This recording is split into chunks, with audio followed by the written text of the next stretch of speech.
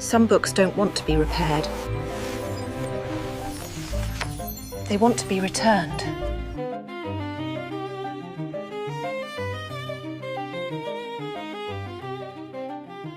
The book that won't stay bound. The first time Ivy saw the green book, it was not on a shelf. It was on Gideon Bramble's desk, half hidden under invoices and a chipped mug ring, as if paperwork could pass for camouflage. She only noticed because Gideon had stepped out to argue with the boiler and left the back curtain open a hand's width, enough to show a corner of bottle green cloth and the blunt geometry of old boards. She might have ignored it on any other day.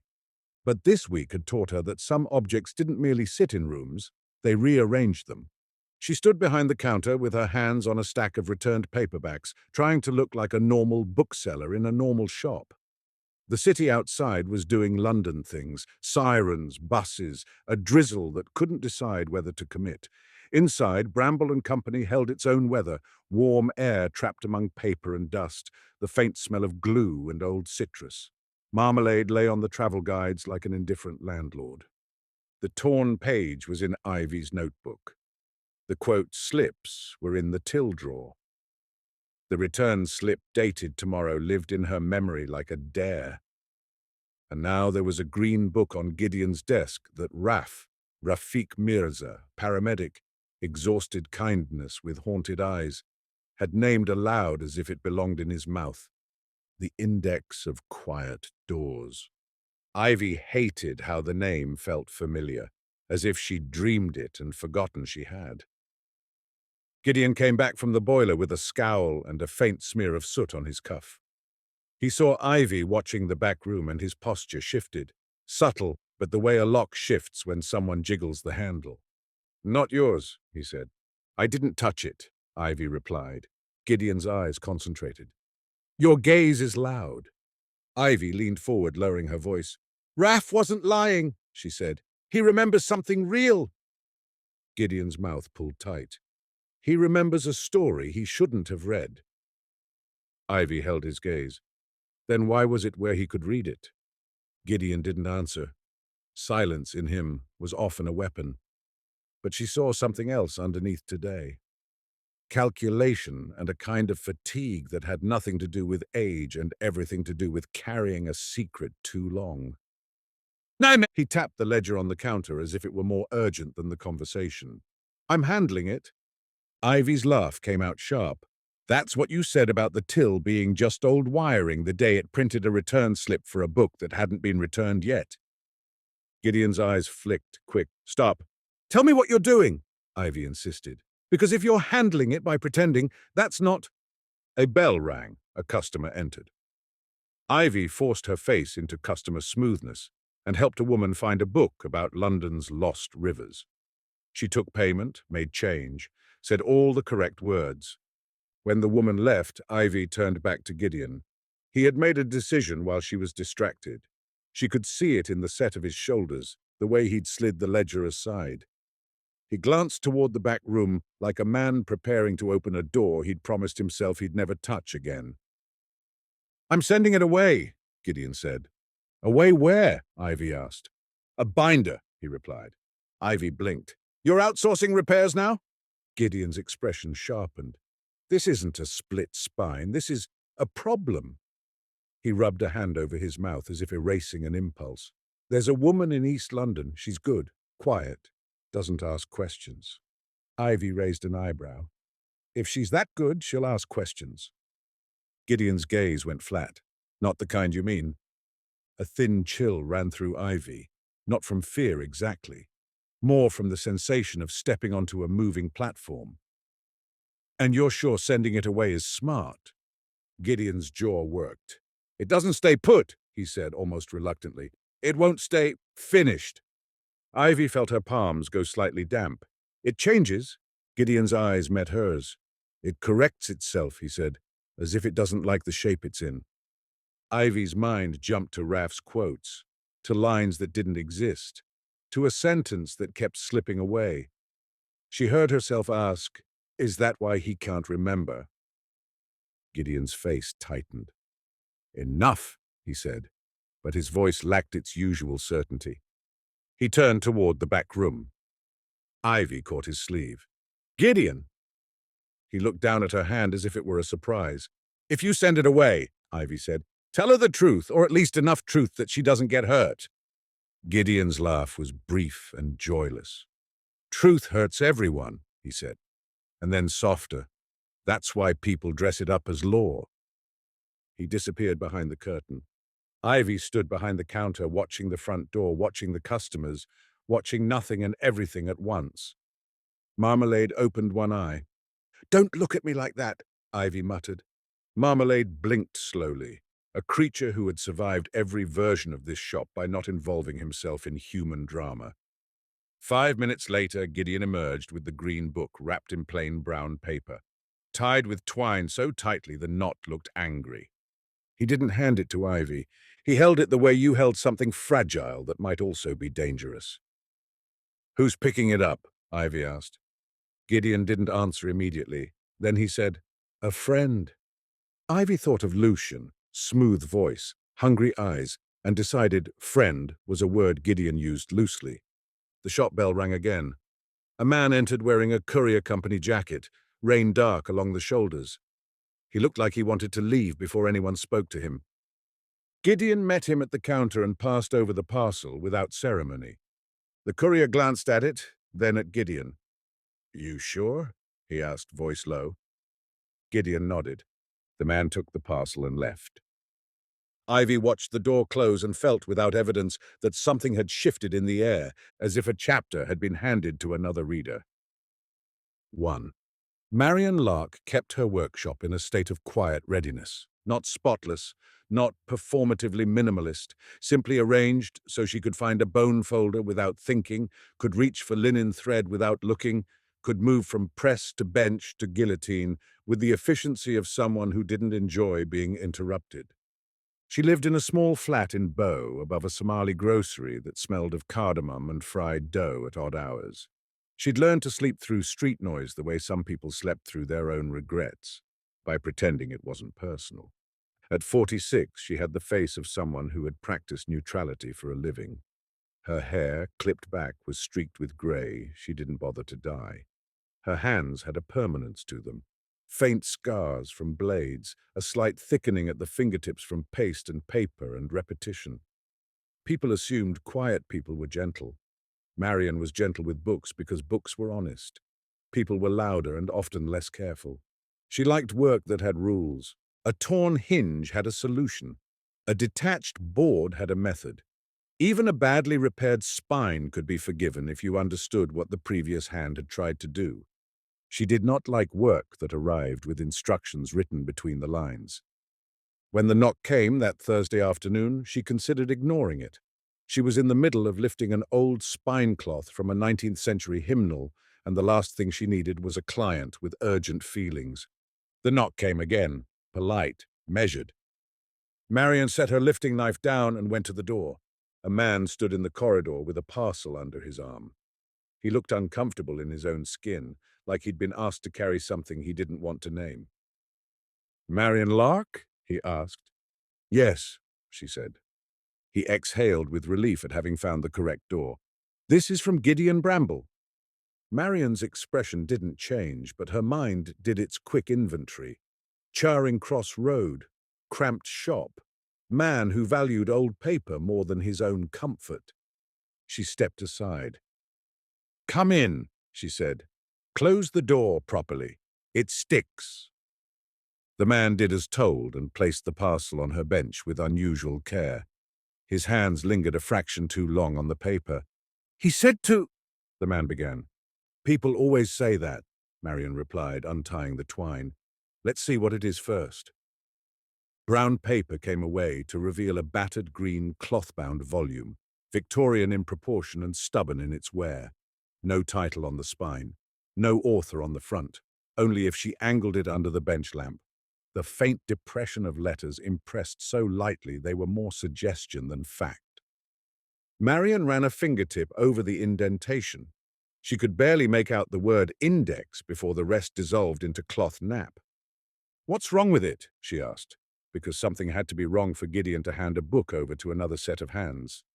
The man hesitated. He said it won't stay bound. Marion looked up. That's not a symptom. That's a complaint. The man's mouth twitched, almost a smile, then vanished. He said it comes apart. He tried again. And then he stopped, the way people stopped when the next words might make them sound unwell. And then? Marion asked.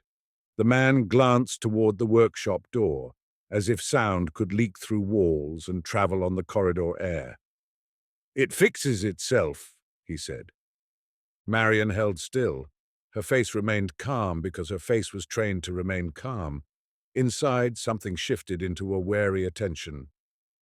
People say odd things when they're attached, Marion said. He didn't sound attached, the man replied. He sounded afraid. Marion turned her gaze back to the book. She opened it carefully. The hinge crackled, not loudly, but with the dry whisper of old adhesives giving up. End papers, marbled, dulled by time, a rectangular scar where a book plate had been removed. The removal had been done with impatience. Fibers were torn, paper abraded. Marion's irritation arrived on schedule.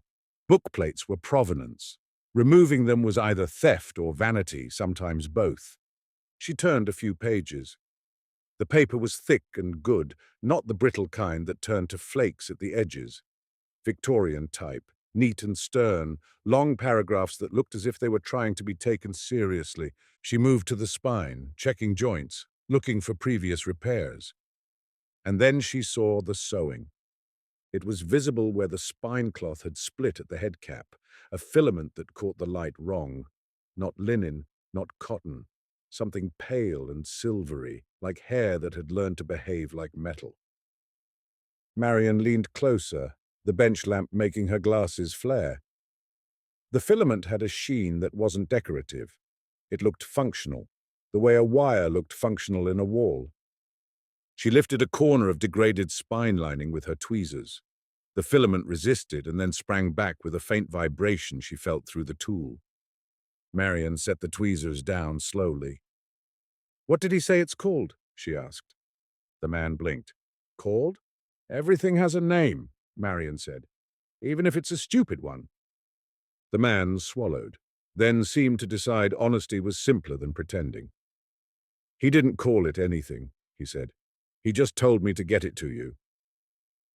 Marion closed the book and rested her palm on its cover. The cloth felt cool, dense, quiet. "He'll get an assessment tomorrow," she said. The man nodded, relief loosening something in his shoulders.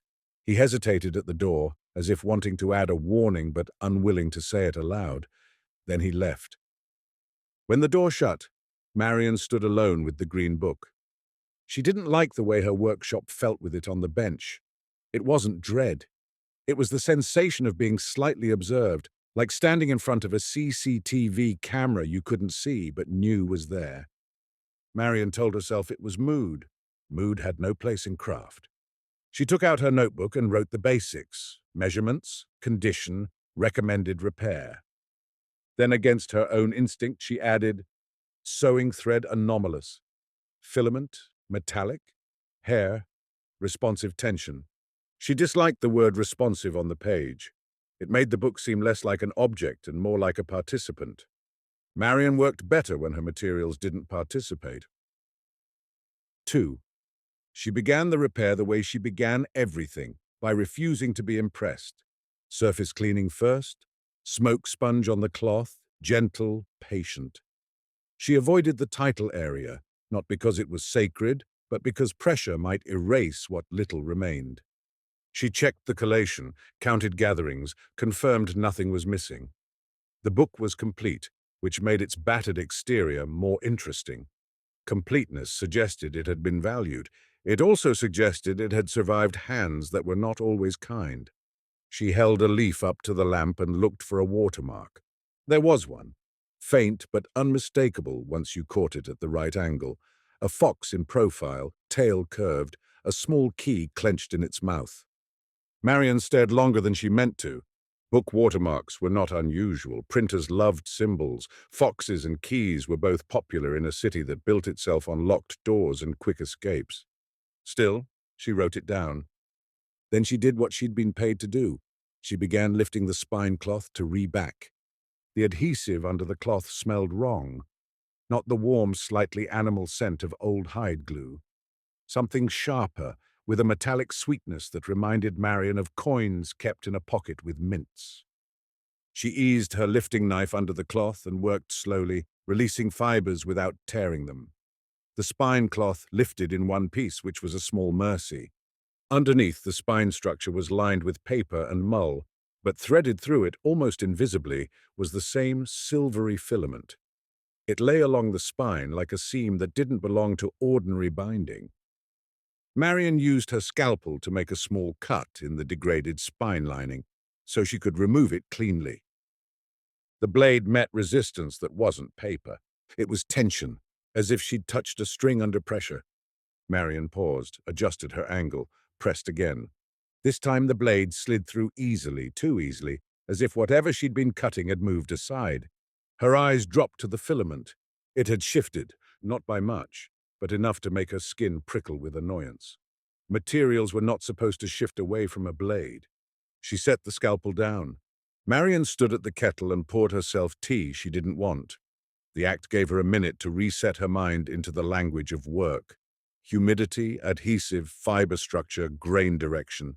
She returned to the bench and continued, careful not to cut the filament. She could always replace thread if needed, but she didn't like the idea of severing something she didn't understand. Not because of superstition, because of responsibility. If you cut first and asked questions later, you tended to regret it. By evening, she had the spine prepared, old glue removed, paper consolidated. She was ready to line it and rebuild. She set the book in the press overnight to settle the structure, placed blotters, adjusted the pressure. Before turning off the light, she angled the cover under the lamp again, trying to read the faint title impression. Index of something. The rest refused. Marion shut down the workshop and went home. She dreamed of thread again, not in any sentimental way. Thread as mechanism. Thread pulling letters from one place to another. Thread tying a sentence to a wrist. She woke before dawn and lay in bed staring at her ceiling until the first train rattled by and reminded her the city had its own rhythms. At 8, she returned to the workshop. She unlocked the door, turned on the bench lamp, and released the press.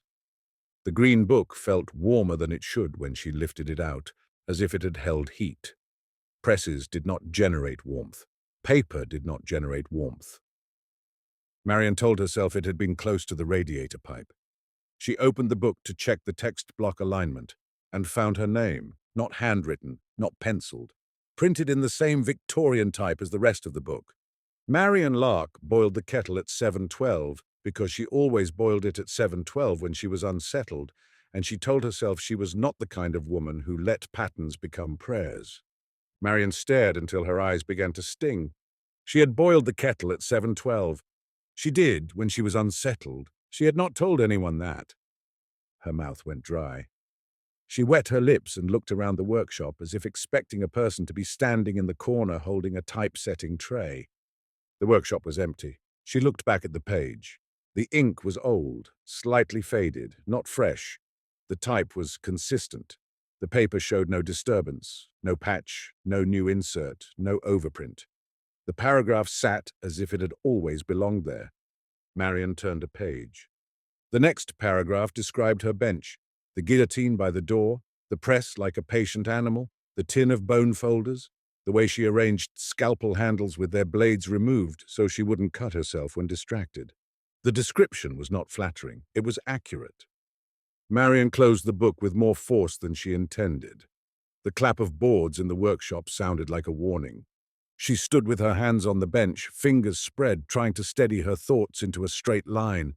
There were explanations. There were always explanations. Someone could have inserted pages. Someone could have printed a modern facsimile with old type and aged ink. A prank. A performance. Except the book had been in her press all night. She had a camera in the corner of the workshop. An old one she used for documenting repairs. It wasn't aimed at the press, but it captured the room. Marion walked to the camera and rewound the footage from the previous night. The workshop remained still. No one entered. The press didn't move. The light flickered once when the building's electricity stuttered, but otherwise the night was quiet. Marion returned to the bench and opened the book again, slower this time. At the end of the paragraph with her name, a line had appeared in italics, as if an editor had added a note. If you want to know what you're repairing, stop treating it like furniture. Marion stared at the sentence. She did not like being addressed by objects. She did not like being told what to do by paper. And yet, she had learned long ago that dislike did not change facts. Marion reached for her notebook and began recording, photographs first, page numbers, close-up images of the type, notes on ink consistency. Then she examined the spine. The cut she'd made yesterday in the degraded spine lining, gone, not repaired neatly, simply absent, as if it had never been cut. The split spine cloth at the head cap lay flatter, fibers coaxed into place as if smoothed by invisible fingers, her careful work undone and redone by something else. Marion's breath came out in a slow exhale. "All right," she said aloud, because speaking made her feel less like she was dissolving. "So you mend yourself." The book, open on the bench, did not respond in sound. It responded by being open. Marion turned to the inside of the back cover and ran her fingertips along the marbled paste down. It felt slightly thicker than it should. There was a subtle bulge near the hinge, as if something folded had been hidden underneath. Marion stared. Conservation rules whispered in her mind. Don't tear into a structure without cause. Another rule, older, more practical, answered, if something is hiding, it was put there by intent. Marion took her scalpel and made a careful incision along the inner edge of the paste down, lifting the paper just enough to slide under without ripping fibers. The paste down rose with reluctant softness. Inside the board was a recess cut into the cardboard. A folded piece of thick paper sat in it like a secret letter. Marion eased it out. It unfolded into a map. Not a street map, no Thames, no roads, a map of bookshops. Small rectangles marked locations connected by lines as if London itself were a network of shelves. 4 locations were named in precise script: Rookery Books, St. Bride's Stall, Madeleine, Bramble and Company. A 5th node sat slightly apart, no name, only an embossed emblem pressed into the paper, a fox holding a key. Marion's fingers hovered over the blank node. The emblem wasn't inked. It was pressed deep, like a seal. The route was marked in red, looping through the 4 named locations in sequence. It ended at Bramble and Company. Beneath Bramble and Company's rectangle, circled hard in red pencil, was an X, not on it, under it. Marion turned the map over. On the back, in the same precise hand as the location names, a single line read, "Bind it, and it will find you." Marion sat back on her stool and stared at the words until they blurred into shapes and then reformed. She had been asked to restore a Victorian volume. Instead, she had been handed a mechanism, a route, a threat disguised as instruction. Marion looked at the green book, open and unashamed. Somewhere in the bottom corner of the map, printed in tiny block letters like a library system's bureaucracy, was a line of metadata. Return by Friday 10:14, shelf. Crime B4, BCCHX/001. Marion read it once, then again, not because she understood it, but because it felt like a coordinate. She did not know that those numbers had already circled through Bramble and Company in another form, on a return slip dated for tomorrow, on a torn page dropped by a paramedic, on Ivy Calder's quiet ledger of strange things. Marion simply noted it, frowned and wrote it down. Then she called Gideon Bramble. 3. He answered on the 6th ring. Bramble and Company, a young woman said. Ivy? Marion asked, because she'd heard the name once, years ago, from a customer who described Gideon's new assistant as too clever to be safe. Yes, Ivy said, cautious. This is Marion Lark, Marion replied. I need Gideon. Silence, then movement. Ivy did not ask why. That in itself was information. Gideon came on the line with a voice scraped rough by sleep deprivation and stubbornness. Marion, you didn't tell me at Prince, Marion said. A pause, not confusion. A pause like a person holding a fragile lie between teeth. What do you mean, Prince? Gideon asked carefully. Marion glanced at the book open on her bench, her name staring up at her like an accusation. My name is in it, she said. In the text, in the same typeface. It describes my workshop. It repaired itself overnight. And there was a map hidden in the backboard. Gideon's breath came out in a long exhale that sounded like resignation. Where is it? He asked. In my workshop, Marion said. Where you sent it. Bring it back, Gideon said. Today. No, Marion replied. Gideon's voice sharpened. Marion, I'm not your courier, she cut in. And I'm not delivering something that behaves like it has opinions without understanding what I'm holding. A faint sound in the background, paper sliding, perhaps ivy moving behind the counter. Marion imagined her listening with the intense stillness of someone who'd already learned to be afraid of the wrong objects. Gideon lowered his voice. You're in danger, he said. Marion's eyebrows rose. From a book? From people who want it, Gideon replied. Marion looked at the map again. 4 named bookshops, 5th blank. Fox and Key, she said. Is that yours? Gideon didn't answer immediately. When he did, his voice was flat. It was never meant to be anyone's, he said. That was not a denial. Marion felt a hard irritation settle under her ribs. If you're going to involve other people, she said, you don't get to speak in riddles. Gideon's laugh was brief and humorless. Law is just riddle with better marketing, he said. Bring it, Marion. Marion's gaze shifted to the open paragraph describing her kettle habits. You can come here, she said, if you want it.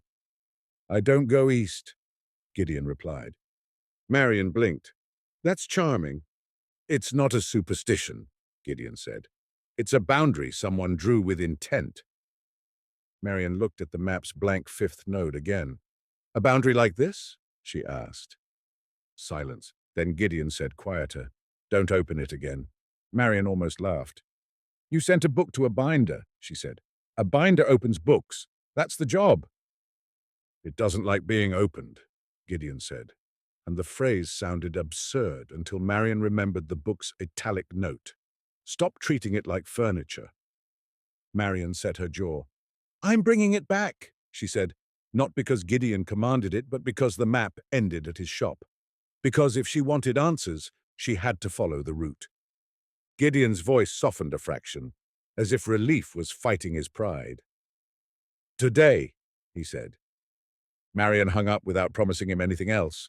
She wrapped the green book in unbleached cotton cloth and placed the map in a folder. Her hands did not shake. They moved with the calm of someone handling fragile paper. Then she hesitated, looked at the workshop camera again and, on a hunch, turned it to face the bench, not the press. If the book wanted to rearrange itself, she wanted evidence. She locked the workshop and went to the station. London's overground lines carried her west through districts that changed every 10 minutes. Brick and graffiti, then glass and cafes, then older stone and tourist density. Marion watched the city slide past and thought unhelpfully of the map's red route. She imagined it drawn on living streets, the way blood vessels were drawn on anatomy charts. At Charing Cross, she walked through crowds that moved as if pulled by invisible strings. Marion hated crowds. They were too much fuss, too much unpredictability. People bumped shoulders without apology, spoke into phones as if their conversations were public property. She arrived at Bramble and Company with her tote pressed against her ribs, as if it held something that might bite. The bell rang when she entered. The shop smelled as she remembered. Dust, glue, paper warmed by radiators. Behind the counter, Ivy looked up, and Marion saw a flash of recognition. Not of Marion, but of the tote's careful handling. Ivy's gaze went to the bag and stayed there a fraction too long. Marion? Ivy said, and her voice carried relief she didn't bother to hide. Marion set the tote on the counter. Where's Gideon? Back, Ivy said. He's waiting. Marion didn't like the phrasing. Waiting was something predators did. She followed Ivy down the corridor to a plain door with a newer lock than the rest of the shop. Ivy stopped there, as if a line had been drawn in her mind.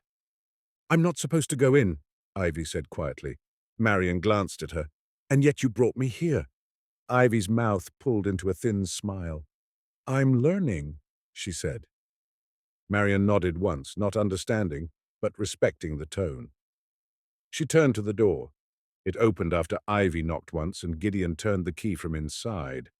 Cold air spilled out, smelling of stone, old paste, and something metallic. Marion stepped down into the basement.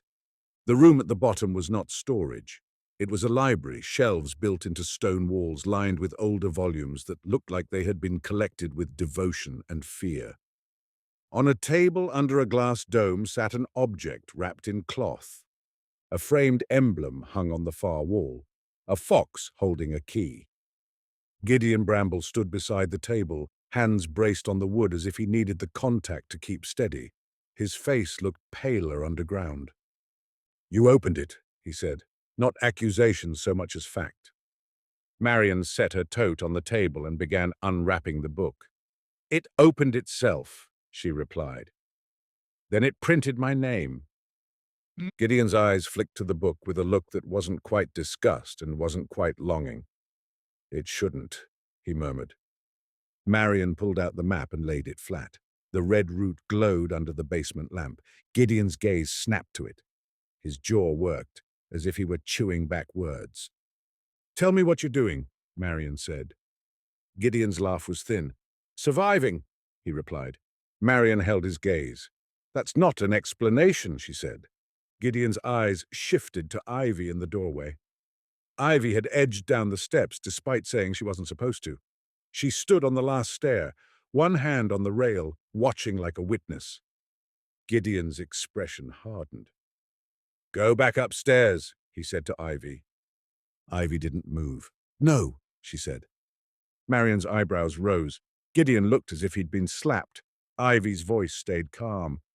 I've had enough of being told no in this shop, she said. Gideon stared at her for a long moment, then seemed to decide fighting her would cost energy he didn't have. Fine, he said. Stay, but listen. He looked at Marion again. The book, he began. It's a door index. Marion frowned. That's just the title, she said. Gideon shook his head. It's a function, he replied. It catalogues access points, places where stories overlap with places. He gestured toward the shelves. We used to believe books were more than paper. Who's we? Marion asked. Gideon's gaze went distant. Collectors, he said. Scholars. People with too much money and not enough restraint. We called ourselves key holders. Marion glanced at the fox and key emblem. Let me guess, she said. You thought you were clever. Gideon's mouth twisted. We thought we were necessary, he replied, which is worse. Ivy's eyes were fixed on the map. And this route? She asked. Gideon's gaze dropped to the red line. Those were our nodes, he said. Bookshops that served as... He hesitated, as if hating the word. Anchors. Marion tapped the blank fifth node. And this? She asked. Gideon's face tightened. The fifth was always left unnamed, he said. Naming it made it easier to claim, easier to steal, easier to use. His voice went bitter. We loved control so much we pretended we were being careful. Marion studied the blank node, the fox and key stamp pressed into it like a bruise. The book rewrites itself, Marion said. It reacted to my workshop. It knows my kettle habits. Gideon nodded. It indexes its surroundings, he said. It gathers the present and stitches it into itself. His gaze flicked to the spine. And it repairs. It refuses damage. Marion's mouth thinned. That's not normal, she said. Gideon's expression cracked for a moment into something like exhaustion. No, he agreed. Ivy spoke softly. Raff said he read it. Gideon flinched as if hearing the name hurt. He shouldn't have, he said. Marion turned to Ivy. Who's Raff? She asked. Ivy's eyes held Marion's. A paramedic, she said. He comes in Thursdays. He pays in quotations. Marion's brows rose. Pays, she repeated. Ivy nodded. He leaves quotes on paper. Some are misquotes. Some are from books that don't exist. She hesitated. He says he's trying to remember a sentence he lost. Marian felt a small, cold shift in her understanding. "And this book," she began. Gideon's jaw clenched. "It leaks," he said. "Leaks what?" Marian asked. "Text," Gideon replied. "Memory, influence, whatever you want to call it." His voice hardened. "It makes people carry fragments, like splinters." Marian thought of Raff's quotes, of sentences arriving uninvited. She thought of her own name in the book. "Then why send it to me?" Marian asked. Gideon's eyes met hers. "Because I couldn't touch it," he said. "And because it wouldn't stay finished. It kept unbinding." Marian stared at the green book, at its old cloth and impossible thread. It looked harmless. It was never the harmless objects that caused the most damage. It was the ones people underestimated. Marian's gaze dropped to the map again, to the X beneath Bramble and Company. "What's under the shop?" she asked. Gideon's face went pale around the mouth. "A room," he said, "and a mistake." Ivy's voice was quiet. "The basement is already a mistake," she murmured. Gideon's eyes flashed. "Careful," he snapped. Marian watched them and saw, in the space between their words, something that wasn't just employer and assistant. It was two people caught in the orbit of the same problem, one trying to control it by force of will, the other by curiosity. Marian preferred curiosity. It had better outcomes. She opened the green book on the table. The page she opened to was not the one she remembered. It had changed since the morning. The Victorian type sat neat and stern, but the content had shifted. A paragraph began. "The binder carried the index across London as if cloth could disguise intent. The bookseller waited underground, where he kept his fear catalogued on shelves." Marian stared at the printed words. Ivy leaned in, eyes wide. "It's writing now," she whispered. Gideon's face drained. "Close it," he said. Marian didn't. "It's already written," she replied, voice flat. Gideon's hands curled. "You don't understand what it does," he said. Marian looked at him. "Then stop treating me like a tool," she replied. "Explain." Gideon's jaw worked. He looked for a moment as if he might refuse out of habit. Then he exhaled a long surrender. "My sister vanished," he said. The words hung in the basement air like dust. Ivy's expression softened, but she didn't speak. Gideon continued, voice low. "Underground, between stations, a delay, a dark tunnel, and then nothing." He rubbed a hand over his face as if trying to erase the memory. "Lucian said there was a gap, a place between stories." Marian's eyes focused. "Lucian?" she asked. Gideon's mouth twisted. "A man who thinks desire is scholarship," he said. "He was a key holder. He still is. He believes the gap is an asset." Marian heard the contempt and decided Lucian was not merely an antagonist. He was a kind of moral infection. Gideon's voice went rough. "We tried to open the gap, to reach her. The index was part of it." He gestured toward the shelves. "So were other books." Marian's gaze flicked to the glass dome on the table. "And that?" she asked. Gideon hesitated. "A stamp," he said. "A claim marker, Fox and Key." His voice went bitter. "We pressed it into book plates like branding." Marian's stomach turned at the casual confession. Ivy's voice was quiet. "The Fox and Key stamp was in Raff's torn page," she said suddenly. Gideon stiffened. Marian turned to Ivy. "Torn page?" she asked.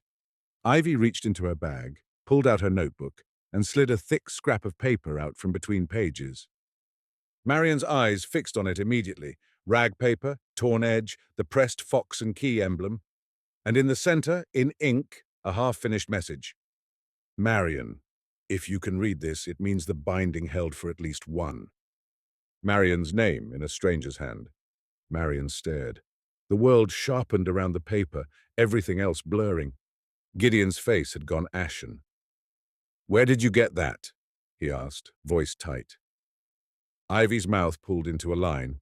"Raph dropped it," she said, "after you threw him out." Gideon's eyes flicked, guilty and angry at once.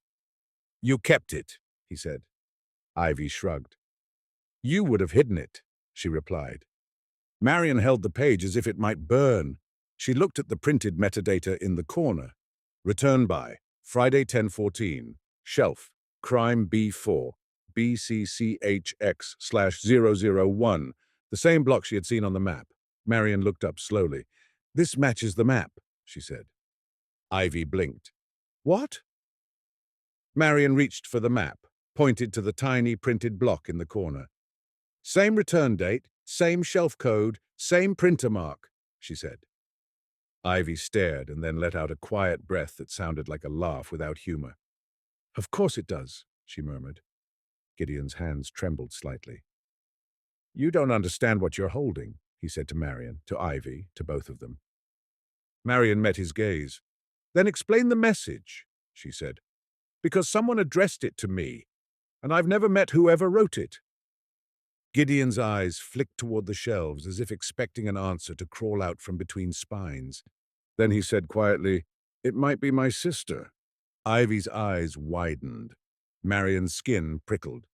"You said your sister vanished," Marion said. Gideon nodded once. "Yes. And you're saying she wrote this?" Marion said, tapping the torn page. Gideon's mouth pulled tight. "I'm saying," he replied carefully, "that she might have left fragments in the wrong place, in the wrong time." Marion looked down at her name on the paper and felt a cold irritation settle into something harder. "Then someone is using my name as a coordinate," she said. Gideon didn't deny it. Ivy's gaze went to the green book on the table. "The index," she whispered. "It's indexing people now." Marion stared at the fox and key emblem on the torn page. "And it's stamping them." Gideon's voice was low. "It stamps what it claims," he said. Marion's jaw set. "I don't belong to your club," she said. Gideon looked at her as if he wanted to argue. Instead, he looked tired. "Neither do I anymore," he said. The green book on the table lay open, pages still, as if listening. Then, in a gesture so subtle Marion almost missed it, the Victorian text on the open page rearranged itself. Letters shifted like grains of iron aligning under a magnet. A new line appeared alone at the top of the page. "The fifth node is not a place. It is a hand." Marion's eyes narrowed. Ivy's voice was barely audible. "That's you," she said to Marion. Marion didn't answer. She stared at the line until it felt like it might rewrite her spine. Gideon's face had gone rigid. "No," he whispered. Marion closed the book gently and wrapped her fingers around its cover as if holding a stubborn animal. "We need to talk about the route," she said. Gideon looked at her, wary. Marion tapped the map. "4 bookshops," she said. "One blank, a red route, and an X under your shop." Ivy's eyes were on the red circle. "We're standing on something," she said. Gideon didn't answer. Marion continued, voice steady.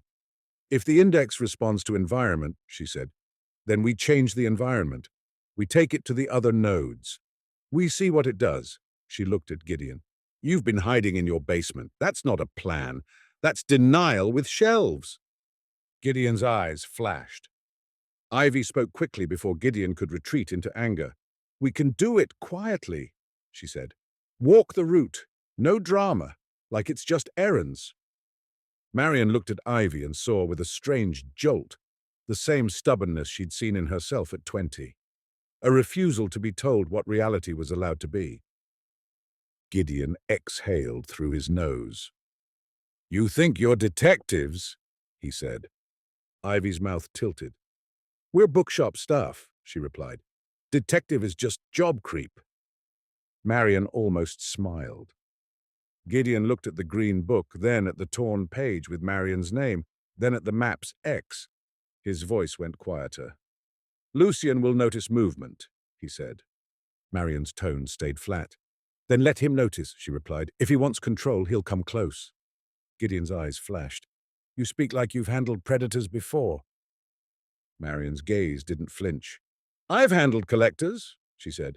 Same appetite, better vocabulary. A brief silence fell. Ivy let out a breath that sounded like agreement. Gideon looked away, jaw working, and finally said, Fine. Marion nodded. We start tomorrow, she said. Friday. Ivy's eyes flicked to the torn page's metadata. 10:14, she murmured.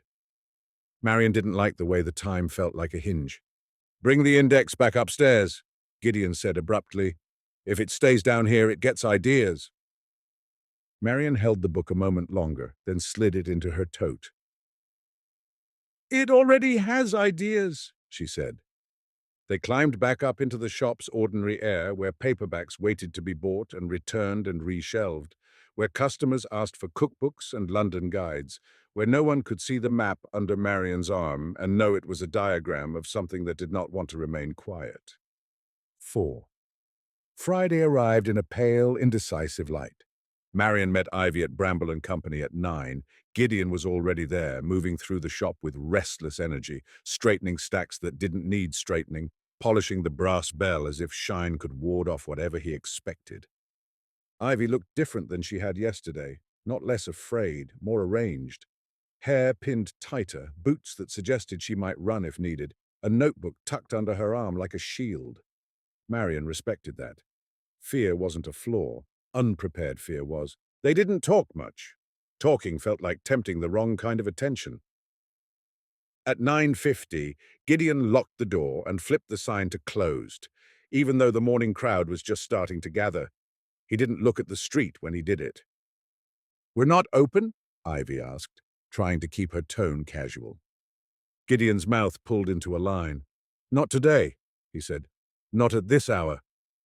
Marion glanced at the clock above the poetry shelves. The minute hand moved with a quiet insistence. 10:02. Ivy's eyes kept flicking to the returns box near the counter. Marion noticed and filed it. Ivy carried her own private set of numbers. Marion took the green book from her tote and set it on the counter, wrapped. Gideon flinched slightly as if the cloth hid nothing. Where's the first node? Marion asked. Gideon glanced at the map. St. Bride's, he said. Fleet Street, technically, but the stall is gone. Gone doesn't mean irrelevant, Marion replied. They left the shop through the back alley to avoid being watched from the street. Gideon led them with the brisk certainty of someone who knew too many routes through London. Ivy walked slightly behind Marion, eyes scanning reflections in windows. Marion, for her part, watched people's hands. Hands told you more than faces. St. Bride's stall's location had become a cafe with sterile furniture and a menu that treated coffee like a moral position. Marion stood outside and took out the green book. She opened it just enough to see the page. Text rearranged itself in the space of a breath, settling into a new paragraph. The first door was sold for rent and replaced with foam milk. Marion closed the book. It has an attitude, she said. Ivy's mouth twitched. So do you, she replied. Marion looked at Ivy with mild surprise, then nodded as if conceding a point. Inside the cafe, Marion ordered tea because she refused to be bullied by espresso culture. Ivy ordered nothing and stood near the window as if caffeine might interfere with her nerves. Gideon looked out onto Fleet Street as if expecting a shadow to detach itself from the crowd. Marion approached an older man sitting near the door with a newspaper folded beside him. He wore a cap that made him look like he belonged to another decade. Excuse me, Marion said. Do you remember a bookstall here? St. Bride's Stall? The man's eyes lifted. A flicker of recognition passed across his face before his expression settled into caution. That name, he murmured. Not many use it now. Marion held his gaze. We're following a route, she said, and it starts here. The man's eyes moved, taking in Gideon by the window, Ivy's alert stillness. His mouth tightened. Bramble, he said softly, not a greeting. Gideon's shoulders stiffened. Marion felt a small shift in the room, as if a long-buried thread had been tugged. We're trying to stop someone, Marion said. The man's laugh was quiet and tired. You can't stop readers, he replied. Only distract them. Marion's eyes grimaced. You call them that, she said. The man looked down at his newspaper as if it might hide him. Some people treat books like keys, he muttered. Some treat them like weapons. Marion leaned in slightly. Tell me about Madder Lane, she said. The man's expression hardened. Don't go there, he said. That's where the obsession grew teeth. Gideon stepped closer. Who are you? He demanded. The man looked at him with weary contempt. Someone who watched you lot turn knowledge into entitlement, he said. Someone who decided leaving was smarter than winning. He stood, joints protesting, and looked at Marion. If the fifth node is blank, leave it blank, he said. Naming gives edges, edges give handles. Then he walked out. Marion watched him go. Her tea cooled. Outside, Fleet Street carried on with its own business. No one glanced twice at three people with a book wrapped in cloth. Marion took the green book out again in the cafe and opened it. New text had appeared. The first door warned them. They will go anyway because warning feels like invitation to the determined. Marion closed the book. Ivy's voice was quiet. It knows us, she said. Marion looked at her. It observes, she replied. There's a difference. Gideon's eyes stayed on the street. We go to Madder Lane, he said. Marion didn't argue. She didn't like the idea of a route drawn like a ritual, but she liked following evidence more than refusing it. They left. 5. Madder Lane was not on any modern map. It existed as a narrow passage behind hoarding in Shoreditch, a gap between redevelopment and neglect. Gideon found it without hesitation, slipping through a cut in the fencing as if the city had left it for him on purpose. The alley smelled of damp brick and old paper dust. Weeds pushed through cracks in the concrete. Halfway down, a faded enamel sign was bolted to the wall, Madder Lane. At the end of the alley stood a door painted over so many times it had lost its original shape. The paint cracked in layers like old skin. Above the lintel, carved into brick, was the fox and key emblem. Ivy made a small sound under her breath, not fear exactly. Recognition. Gideon stared at the emblem like it was an insult. Marion took out the green book and opened it. The text had already shifted, as if it had been anticipating the location. Madder Lane remembered the hands that came before, and it did not forgive them. Marion shut the book. How poetic, she said, dry. Gideon's eyes flicked to her. Don't mock it, he said. It likes attention. Marion looked at the door. Does it open? She asked. Gideon's mouth pulled tight. It shouldn't. Marion stepped closer and examined the threshold instead of the lock. Thresholds told the truth. There were scuff marks at the base, as if heavy boxes had been dragged in and out. Fine dust in the cracks. Paper, not brick. A shop was here, Marion murmured. Gideon nodded. Rookery books, he said, before it moved, before it became something else. Ivy frowned. Rookery is on the map, she said. Marion's gaze went to the door handle. No modern lock, just a latch. She didn't like doors that made entry easy. She reached for the handle anyway. Sometimes you had to touch the thing to learn what it was. The latch clicked with quiet willingness. The door opened. Cold air drifted out, smelling of dust, iron, and ink trapped too long in a bottle. Marion did not step inside. She held the doorway, peered in with her phone torch. The beam revealed empty shelves, a counter, and, on the counter, an open ledger, pages yellowed. On the open page was an embossed fox and key mark pressed into the paper. Names were written in ink, neat columns. Beside some names, the word returned. Marion felt the skin at the back of her neck prickle. Ivy leaned in behind her, eyes wide. That's... Gideon spoke sharply. Close it. Marion glanced at him. His face had gone pale. His gaze was fixed on something deeper inside the room Marion's torch didn't reach. What? Marion asked. Gideon's voice was low. If it knows we saw it, he said, it will start writing us differently. Marion didn't like being told what to do in her own investigation, but she respected fear when it had details. She closed the door. The latch clicked shut, too pleased. Marion turned to Gideon. "You didn't tell me this place still existed," she said. Gideon's mouth moved as if the words tasted bad. "I didn't know," he replied. "I hoped it didn't." Marion's gaze went to Ivy. Ivy's face was pale but focused, eyes darting as if memorizing the ledger layout. "You handle this well," Marion observed. Ivy let out a slow breath. "I'm tired of being surprised," she said. Marion understood that better than she expected. They left the alley. As they stepped back into Shoreditch's noisy daylight, Marion opened the green book again, curious whether it had changed. It had. A sentence on the page she opened to now read. They looked through the door and called it observation, as if seeing were not participation. Marion stared. Then, before her eyes, the sentence rearranged itself. One word shifted. Observation became practice. Marion closed the book with a small jolt of unease. "It negotiates," she murmured. Gideon's voice was flat. "It edits," he said. Ivy glanced back toward the alley entrance. "Or it trains," she said. Marion looked at the red route on the map again. They had visited St. Bride's. Madder Lane. Next, Rookery Books, if Gideon was right about its movement, and then Bramble and Company, and the X beneath. The day's light seemed suddenly thinner. 6. Rookery Books had become a charity shop with a cheap sign and a glass display full of donated DVDs no one wanted.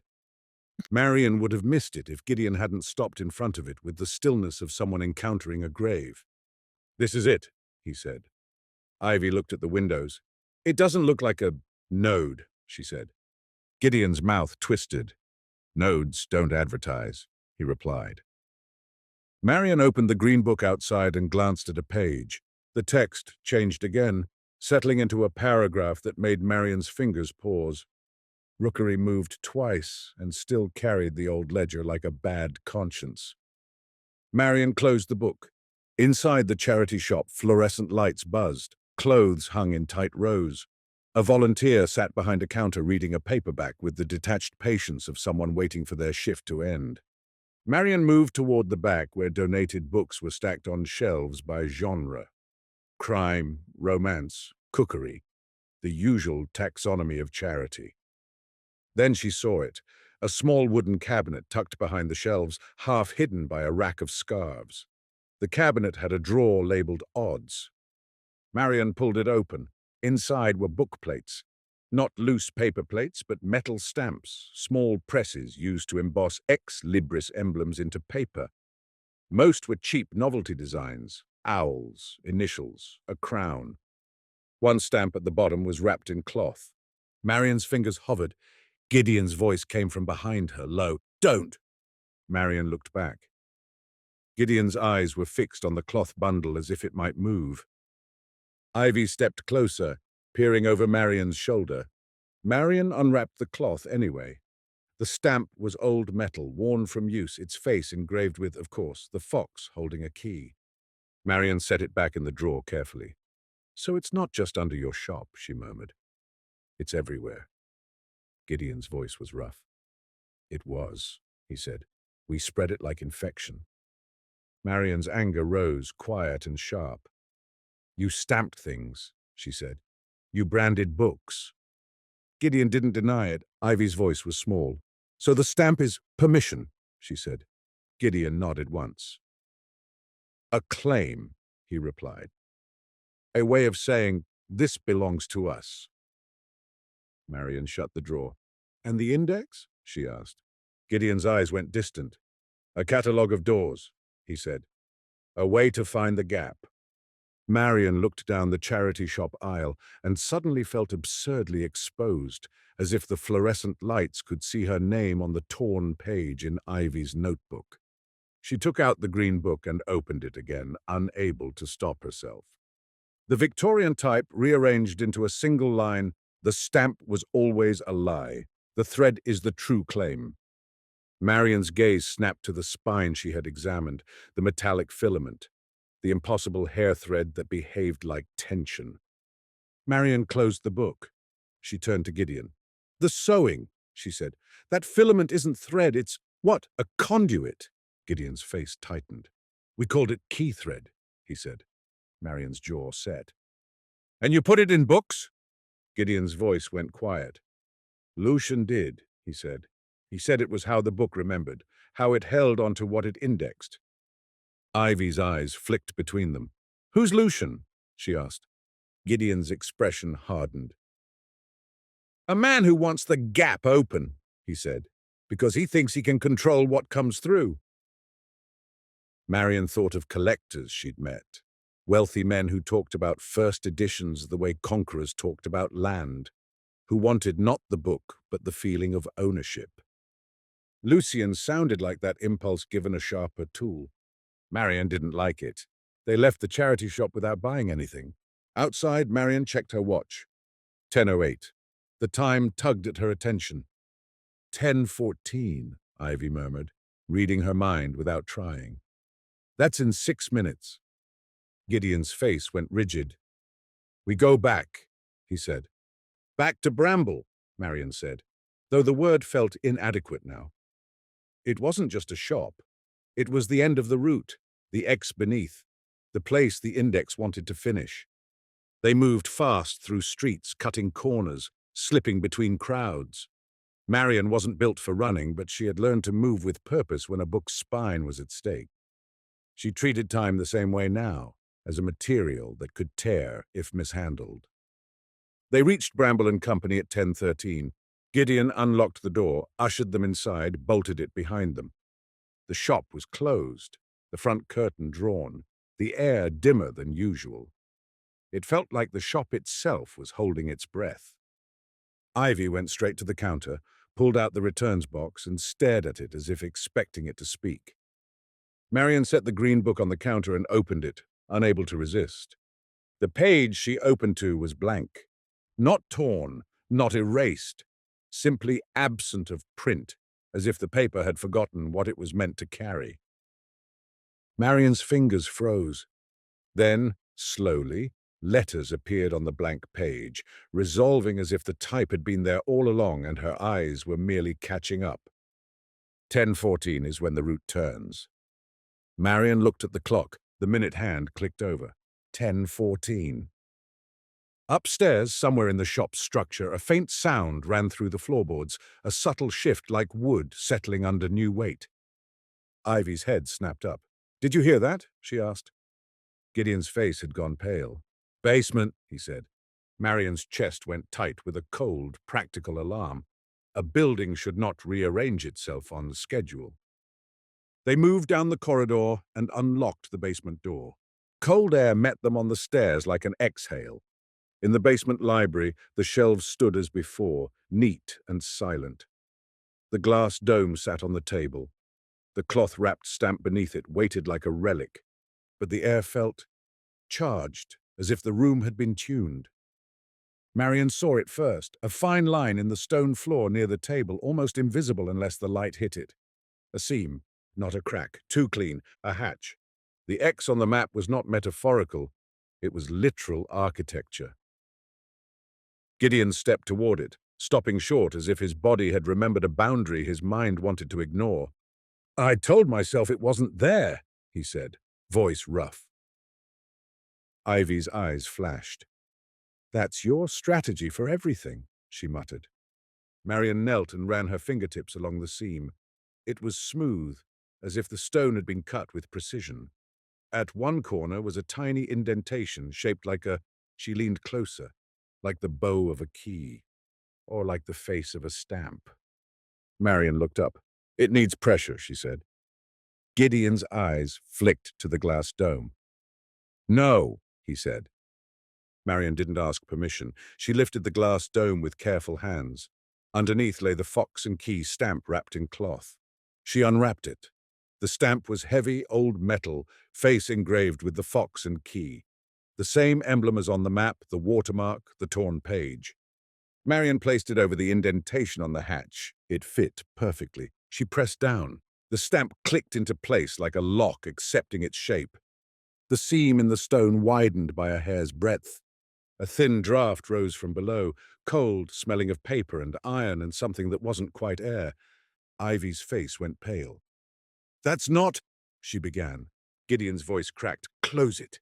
Marian's hand stayed on the stamp. Her mind was pure craft now, pressure applied, mechanism responding. She didn't want to open a door into a myth, but she also refused to leave a mechanism half engaged. The green book, still upstairs, seemed to answer from a distance. Marian could feel it like a vibration in her ribs. Gideon's hand grabbed Marian's wrist. "Stop," he said. Marian looked at him. "Your map ends here," she said. "Your system ends here. We can't pretend we didn't see it." Gideon's jaw worked. Ivy's voice came out steady despite her pale face. "Raph was in the back room once," she said. "He remembers a sentence. He keeps finding quotes in his head." She held up the torn page. Someone wrote to Marian. Someone stamped a return date into paper like it was a timer. She looked at Gideon. "This has been running whether you look or not."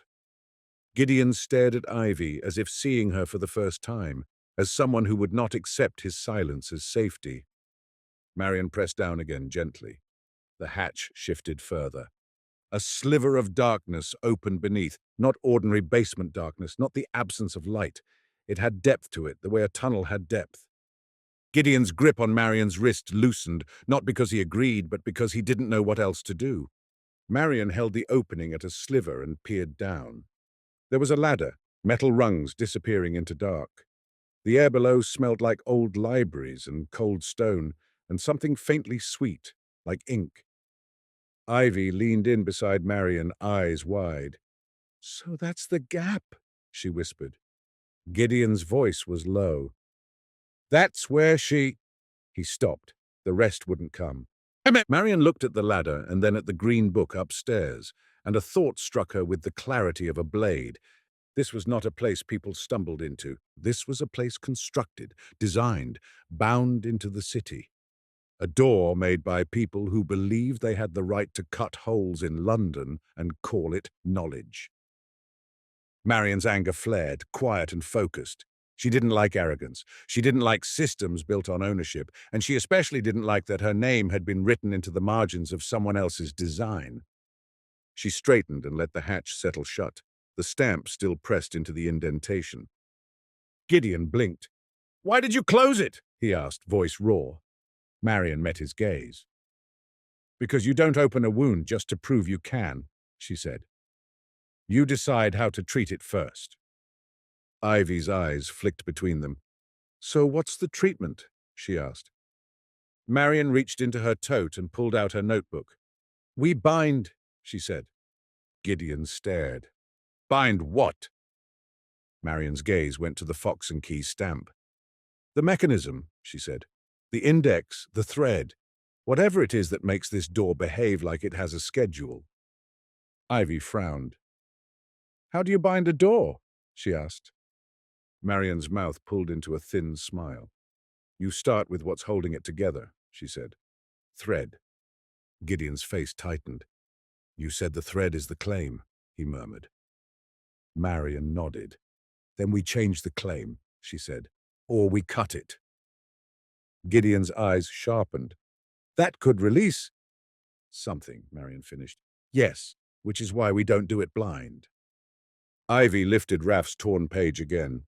"This message," she said, "it says binding held, like someone tried before." Marian's gaze fixed on the half message addressed to her, and the cold thread of something like responsibility ran through her.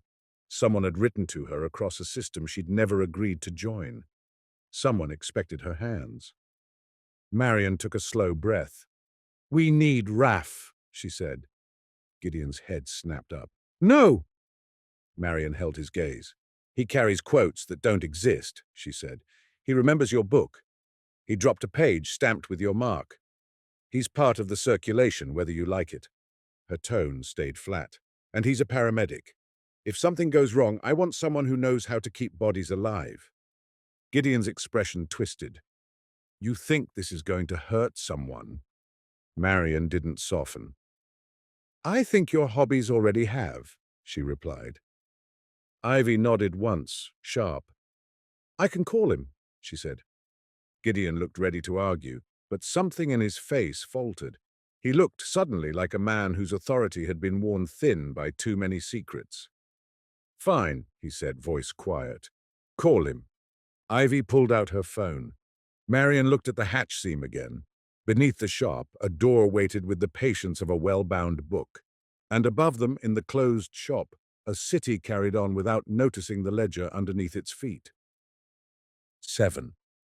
Raff arrived an hour later, still in uniform, hair damp from the walk, eyes tired in a way that looked familiar to Marion now, fatigue that wasn't only physical, but moral, the kind you carried when you'd seen too many people on the edge of losing their story.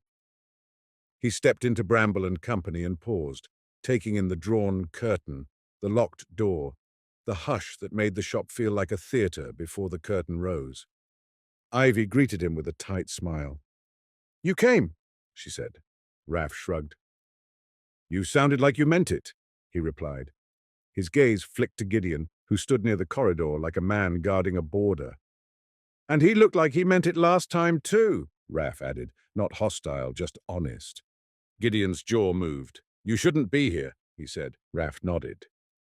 "I know," he replied. "I'm here anyway." Marion watched Raff's hands. They were steady. That steadiness was earned. Ivy introduced Marion quickly. "This is Marion Lark," she said. "She's a binder." Raff blinked at Marion's name, as if it had been in his head before. "Marion," he repeated slowly. "That's—" He stopped, eyes unfocusing for a moment, and Marion saw the peculiar strain of someone trying to catch a thought before it slipped away. "What?" Ivy asked. Raff rubbed his forehead. "Nothing," he said. "Just a fragment." Marion felt her skin prickle. They went downstairs. Raff stepped into the basement library and went still, his face changing as if a hidden memory had been struck. "I've been here," he said quietly. Gideon's voice was sharp. "No." Raff shook his head.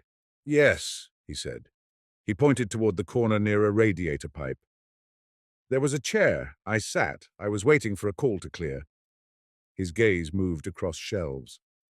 "And there was a book on the desk, green." Marion watched Gideon's face.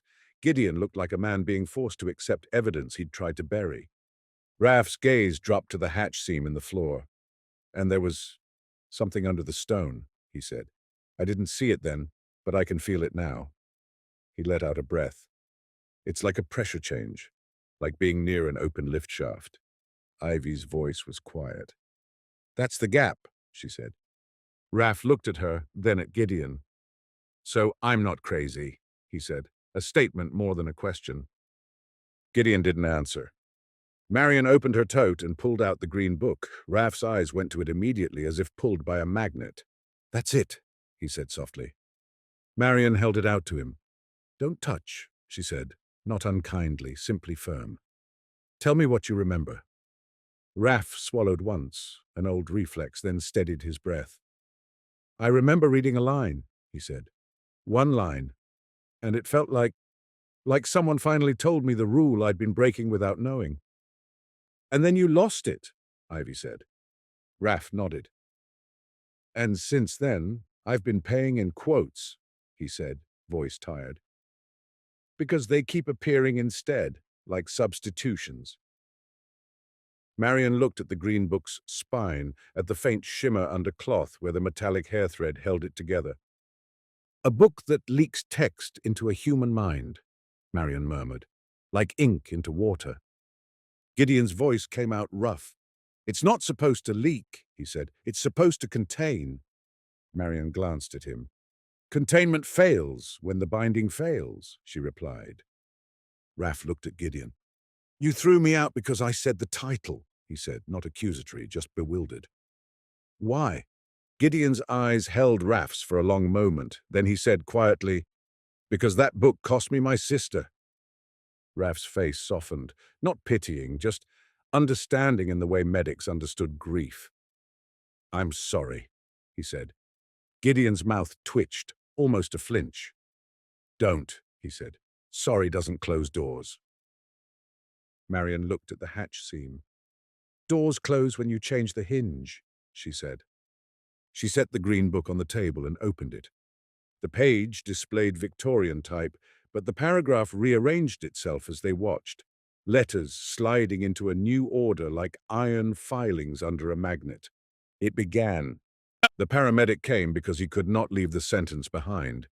He has been carrying substitutes like loose change and calling it payment. Raff stared at the line, face pale. That's, he began. It's indexing you, Ivy said, voice low. Raff's eyes flicked to Ivy. That's a horrible feeling, he said, quietly sincere. Marion turned the page. Another paragraph formed. The binder wants to cut the thread. The bookseller wants to bury it. The assistant wants to understand it. None of them have asked what the index wants. Marion let out a dry laugh. Fair, she said. She took her pencil and wrote in the margin, deliberately, block letters. What do you want? The paper stayed still for a moment. Then printed text appeared beneath her handwritten line. To be returned. Ivy's eyes widened. Raff's posture changed, as if a word had struck him physically. Gideon's face went rigid. No, he said.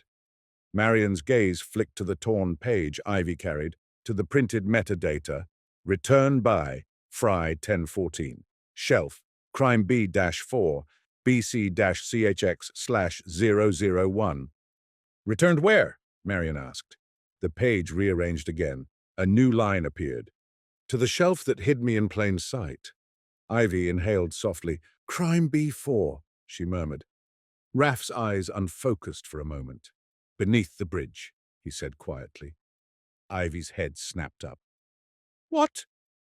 Raff rubbed his forehead, fighting for the thought. Crime B4, he repeated. That's where I've been looking without knowing it. There's a paperback there with a... He stopped, searching. With a return slip dated tomorrow. Ivy went still. Marion watched Ivy's face change. Recognition, then alarm, then a hard kind of resolve. That happened, Ivy said, voice low. I found it. Weeks ago. Gideon's eyes flashed. You kept that? He snapped. Ivy looked at him with something like contempt. Yes, she said, because I'm not you. Marion felt the story's threads tighten into a visible pattern. The green index, the crime shelf, the future-dated slip, the paramedic paying in quotes, the torn page addressed to Marion. Circulation, returns. Time used like a filing system. Marion looked at the green book again. So you want to be hidden in a paperback, she said, half to herself. Gideon's voice was strained. It wants to move, he said. That's why it won't stay bound. It won't be fixed in one shape. Marion's eyes sharpened. Or someone is moving it, she said. Gideon's face tightened. He didn't answer, which was an answer. Ivy's voice came out steady. If we return it to Crime B4, she said, what happens to the hatch? Raff glanced at the seam in the stone. What happens to us? He asked, quiet. Marion looked down at her hands, at the pencil, at the page. She had made her life around binding, holding things together long enough to be useful. She had never wanted to be part of a mechanism that treated people as shelves. But her name had been written into this whether she wanted it or not. Marion wrote again in the margin, What happens if we return you? The printed text rearranged, then answered, The door stays quiet for a while.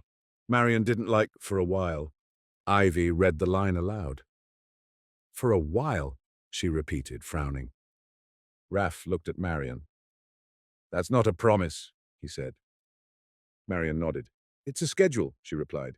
Gideon's voice was low. Everything about this is schedules, he said. Return dates, shelf codes, times. His eyes flicked to the torn page. 10:14. Ivy's hands tightened on her notebook.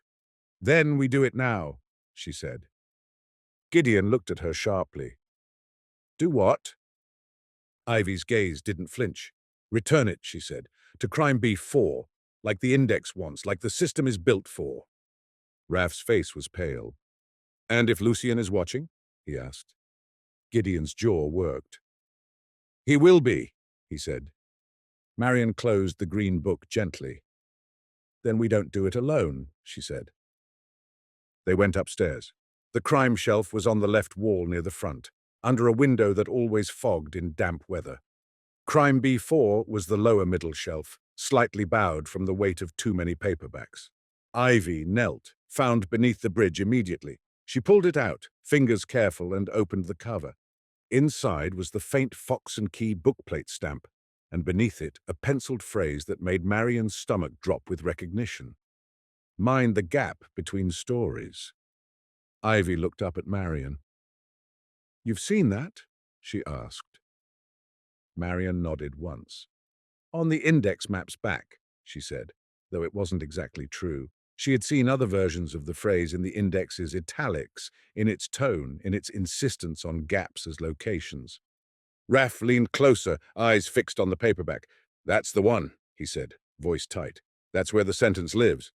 Gideon stood behind them, face rigid. "Don't," he murmured, but he didn't stop them. Ivy flipped to the first pages. The margins were blank now, no pencil notes. But tucked inside, like a secret ledger, was a receipt, thin, crisp. Ivy pulled it out and held it in her palm. The date stamp on it read, Friday. The time printed below, 10:14.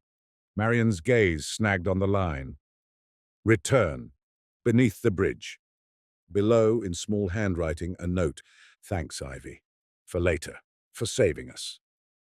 Ivy stared at her own name written in someone else's hand.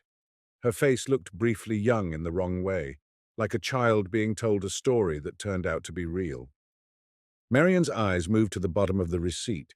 In tiny printed block letters, BCCHX/001, and a shelf code, CRIMEB-4. And in the corner, faint as a bruise, the Fox and Key stamp. Marian felt a cold certainty settle into place. This wasn't coincidence. This was machinery disguised as paperwork. Raff's voice was quiet. "That's the time," he said.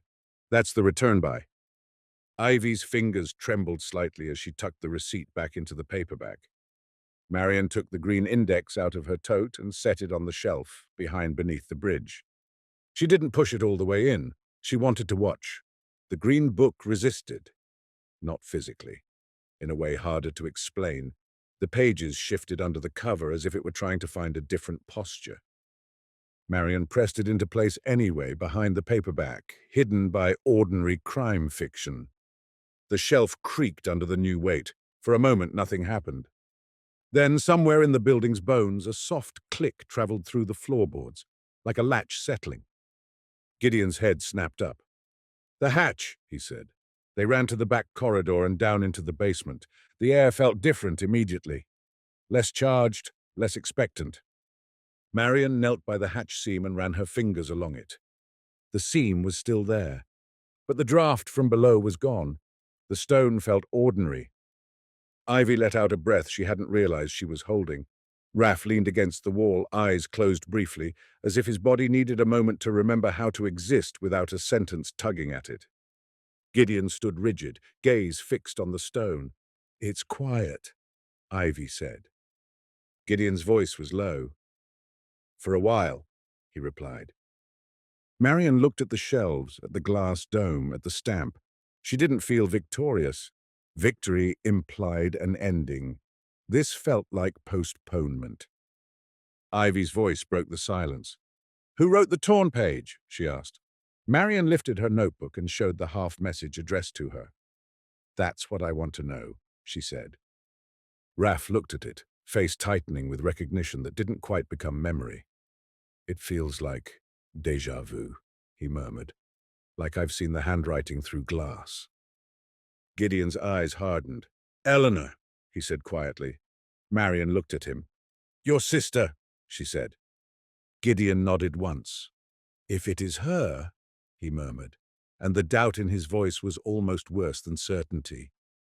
"If she found a way to write out." Ivy's mouth pulled into a thin line. "Then she's still trying," she said. Marian's gaze went to the basement shelves again. "And someone else is reading," she said. Gideon's eyes flicked up sharply. "Lucian," he said. Marian nodded. "If this system is built on circulation," she said, Then it creates opportunities for theft, for interference. She looked at Gideon. And you've been treating it like a private shame instead of a public hazard. Gideon's jaw worked. You think I don't know? He said. Marion's voice stayed flat. Then act like you do, she replied. Above them, the shop bell rang. All four of them froze. The bell rang again, a second chime, someone entering, then another. Gideon moved toward the stairs with sudden speed. Ivy followed. Marion and Raph came behind, slower, listening. At the top, the shop looked unchanged. Shelves, dim light, closed signs still on the door. But a figure stood near the crime section with the stillness of someone who knew exactly where to look. Lucian. He wore an expensive coat and a soft smile like a knife held sideways. He looked as if he'd stepped into the shop, not to buy, but to collect. His gaze lifted and met Gideon's. Gideon, Lucian said warmly, you've been busy. Gideon's face went pale. Leave, he said. Lucian's smile widened. No, he replied, tone gentle. Not when the index has just been shelved. Marion felt Raph tense beside her, as if his body recognized danger, even if his mind didn't know the man. Ivy's eyes refocused. She stepped forward slightly, shoulders squared.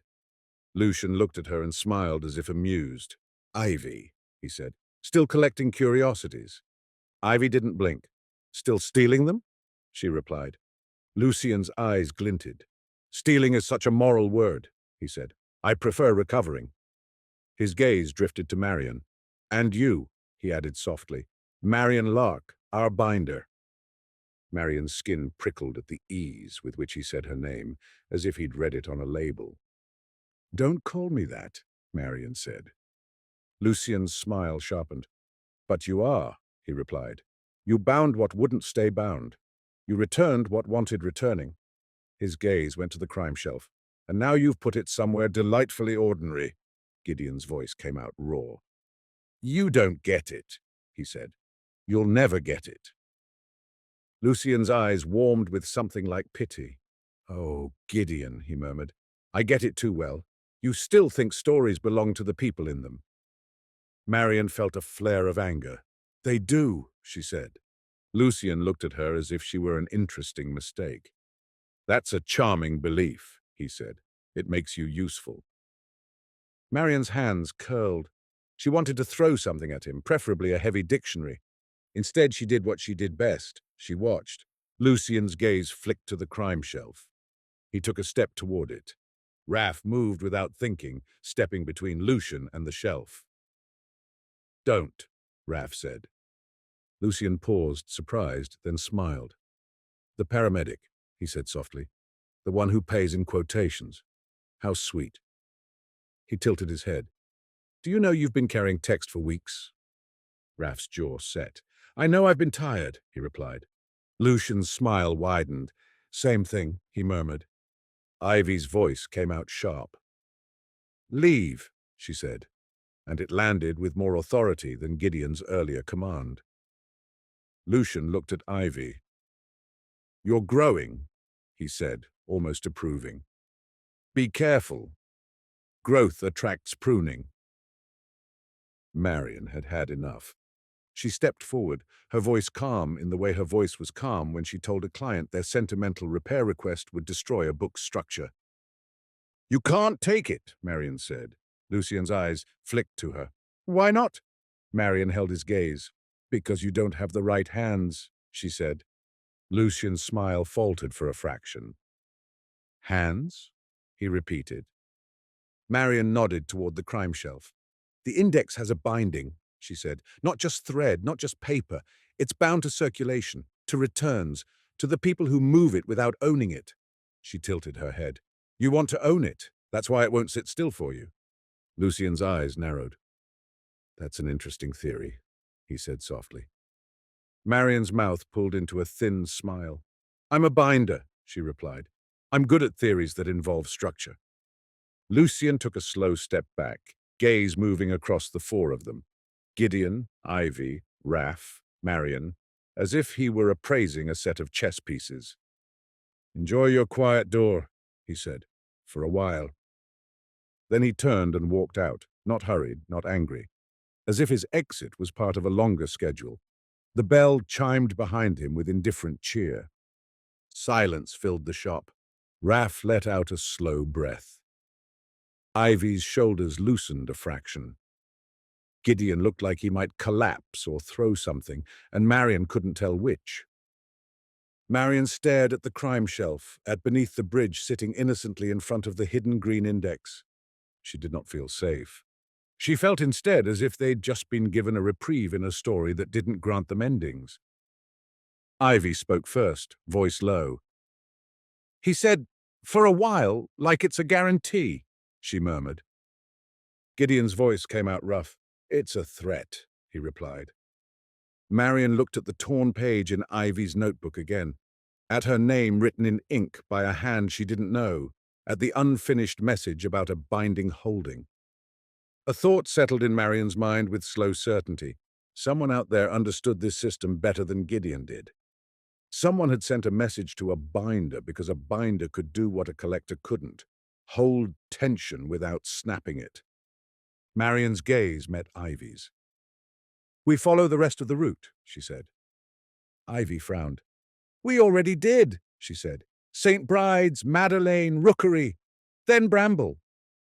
Marion shook her head. "We followed the route to find the door," she said. "Now we follow it to find who wrote that message."